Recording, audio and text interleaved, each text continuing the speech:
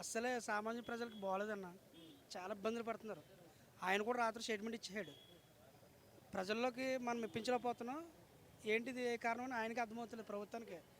ఆయన చేసాడు అనుకుంటున్నాడు కానీ జనాలకి ఎక్కలేదు. 18 నెలలు అయింది ఇప్పుడు వచ్చి.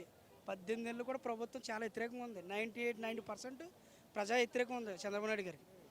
ఎందుకంటే జగనన్న చేసిన పథకాలు వీళ్ళు ఇవ్వలేకపోతున్నారు. 5 సంవత్సరాలు రెండు సార్లు కరోనా వచ్చినా సరే జగనన్న చాలా దమ్మున్నగా చేశాడు, ముందుకెళ్ళాడు, నడిపించాడు ప్రజల్ని. ఏ ఇబ్బంది లేదు. చంద్రబాబు నాయుడు గారు కూడా చాలా ఇబ్బంది పడిపోతున్నారు. డబ్బు లేదంటున్నారు కానీ ఈ మీటింగులు పెడుతున్నారు, అనవసర ఖర్చులు పెడుతున్నారు. 300 కోట్లు నేను మీటింగ్ చాలా వృధా చేస్తున్నారు డబ్బులు. ప్రజా డబ్బుని వ్యతిరేకంగా ఖర్చులు అనవసర ఖర్చులు పెడుతున్నారు. ఇది ప్రజలకు చాలా ఇబ్బందిగా ఉంది.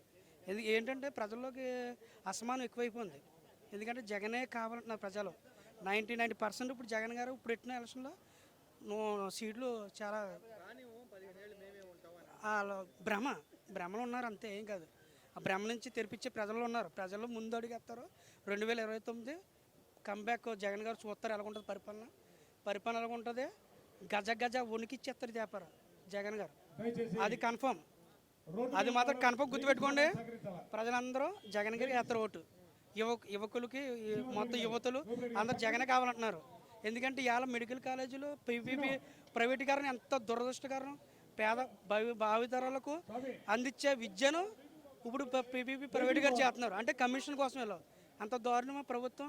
ఇది పేదలకి ప్రజలు ఒక్కిది ప్రజలకు కావాలి ఇప్పుడు. ఎందుకంటే పొద్దున్న మా పిల్లలు ఉంటారు, మా పిల్లలు చదువుకోవాలి కదా.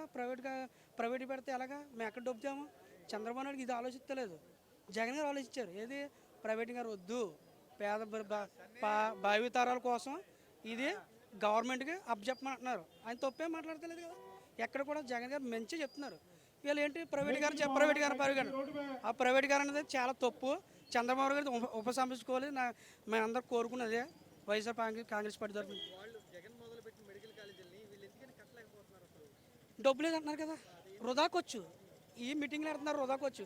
అదే డబ్బు పెట్టి ఆ మెడికల్ కాలేజ్ కట్టొచ్చు కదా. 300 కోట్లు వృధా అయిపోతుంది కదా. అదే డబ్బు ఆ మెడికల్ కాలేజ్ కట్టొచ్చు కదా. జగన్ వదిలేసినాయి.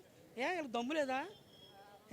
అడిగితేనేమో జగన్ గారు అడిగితేనేమో వీళ్ళకేమో భయం పడుతుందా. మరి దమ్ము లేనప్పుడు ప్రైవేటీకరణ ఆపొచ్చు కదా. గవర్నమెంట్ డబ్బులు లేదంటున్నారు. మరి ఎందుకే వృధాకు వచ్చేస్తున్నారు. 300 కోట్లు పెట్టారు వైజాగ్లో. ఏంటది ఆసనాలు. ఎందుకే ఈ వృధాకొచ్చులు. అదే 300 కోట్లు పెడితే ఒక మెడికల్ కాలేజ్ అవుదా? ఒక మెడికల్ కాలేజ్ అవుతుంది. అది ఆలోచించండి ఒకసారి. ప్రజలు కూడా ఇది సక్సెస్ఫుల్ మీటింగ్ అయింది. ప్రైవేటీకరణ వద్దని ప్రజలు 1 కోటి సంతకాలు పెట్టారు ప్రతి జిల్లా నియోజకవర్గం నుంచి.